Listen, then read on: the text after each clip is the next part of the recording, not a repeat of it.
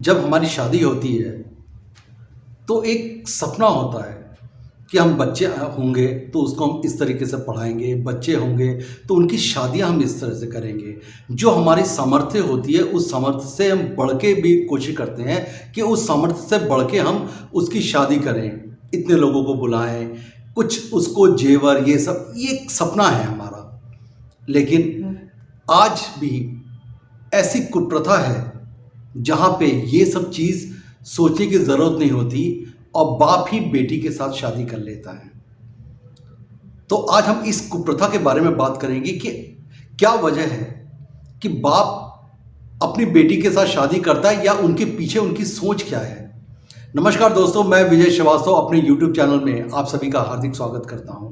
इसको शुरू से लेकर अंत तक देखिए और बेल आइकन को प्रेस करिएगा जिससे ज़्यादा से ज़्यादा लोग देख सकें। और सबसे बड़ी चीज़ क्या है कि कोई भी अगर मैं वीडियो डालता हूं तो आपको नोटिफिकेशन ऑन रहेगा, तो इमीडिएट आप इसको देख सकेंगे, इसलिए इसको स्किप करके मत देखिए।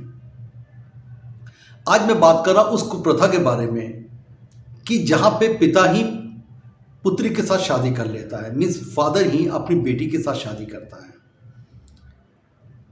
आपने कभी सोचा है कि क्या ये ऐसा मुमकिन है? लेकिन आज के ज़माने में जब देश कहां से कहां पहुंच गया,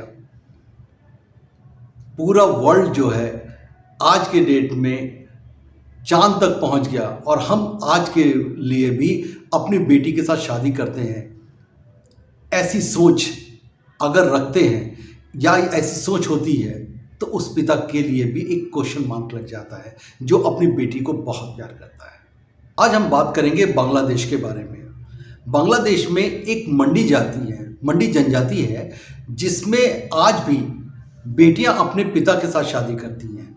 लोग इसको गलत तरीके से बताते हैं कि वहाँ पे बेटियां जो होती हैं फादर के साथ शादी कर लेती हैं। ये सच है, लेकिन पूरी सच्चाई आज मैं आपको बताऊंगा कि क्या वजह है और किस तरीके से वो शादी करते हैं अपनी बेटियों के साथ। कोई भी विधवा, कोई औरत की शादी होती है और उसका कम उम्र में ही उसके पति की डेथ हो जाती है।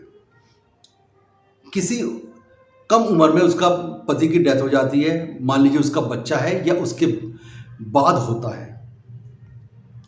अब उसका घर के ही परिवार के लोग जो होते हैं उनके बीच में उसकी शादी करा दी जाए, मतलब उसी में से कोई आदमी ढूंढ के जो उसको पसंद करता है उस औरत के साथ उसकी शादी करा दी जाती है।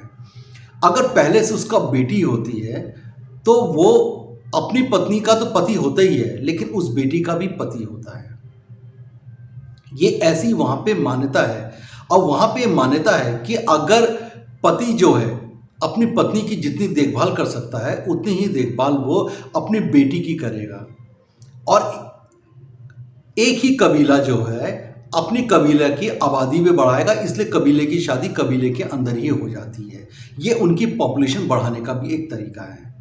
लेकिन बाप बेटी के साथ शादी कर रहा है, इसको आप एक्सेप्ट नहीं कर सकते हैं। आज बेटी के लिए फादर की अंदर बहुत तमन्ना होती है कि वो क्या उसके लिए करे, लेकिन अगर फादर ही बेटी के साथ शादी कर ले तो आप उसको क्या कहेंगे। लेकिन फोर फादर्स ने अगर हमारे पूर्वजों ने कोई गलती करी है और मंडी जो समुदाय है आज उसी को सब चीज़ आगे लेके और उसको आगे बढ़ा रहा है कि हमारे जनजाति के अंदर, हमारी जाति में यही होता है और इसी तरीके से हम करेंगे।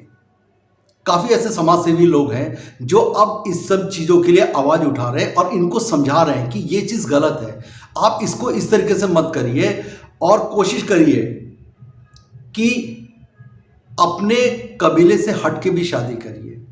कुछ लोगों ने इसको माना, समझा भी है, लेकिन आज के समय में भी बांग्लादेश में जो मंडी जनजाति है वो ज़्यादातर जो होता है अपने ही पिता के साथ शादी करती है। इसको कोई जोर जबरदस्ती नहीं करता है। वो बेटी होती है, वो बचपन से ही उसको ये चीज़ समझाया जाता है कि पिता ही तेरा पति है और वो उसको एक्सेप्ट करती है। उसको फोर्सली नहीं कहा जाता, ना ही बहकाया जाता। कुछ लोग अपनी मजबूरी में कर लेते हैं, कुछ लोग शौक से कर लेते हैं, लेकिन शादी उनको अपने पिता के साथ ही करना पड़ता है।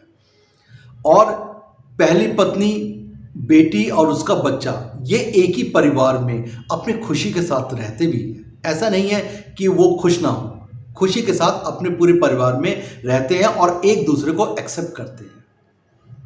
काफ़ी ऐसे समाज सेवी हैं, अब उन्होंने इसको सही चीज़ बताने की कोशिश करी है और काफ़ी लोगों को इनसे हटाया भी है कि इस तरीके की चीज़ को आप मत करिए।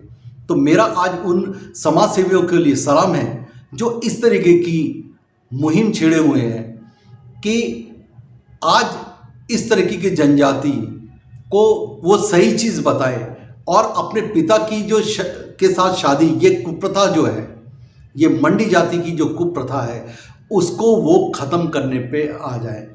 तो ये एक अच्छी चीज़ है, एक अच्छी शुरुआत है। और अगर 2 लोग उससे सही हुए हैं तो मैं समझता हूँ कि किसी न किसी तरीके से 100 लोग भी, और एक तरीके से ये जनजाति के अंदर से ये कुप्रथा भी ख़त्म होगी। लेकिन इसमें आपको हार नहीं मानना है। और मैं उन समाज सेवियों के साथ भी कहूँगा कि आप इसमें हार मत मानिए, कोशिश करिए और आपकी कोशिश रंग ला रही है और ये पूरी तरह से रंग लाएगी। इसलिए आपको सलाम है। फिर किसी और चीज़ के लिए आपसे बात करूँगा, तब तक के लिए नमस्कार, जय हिंद।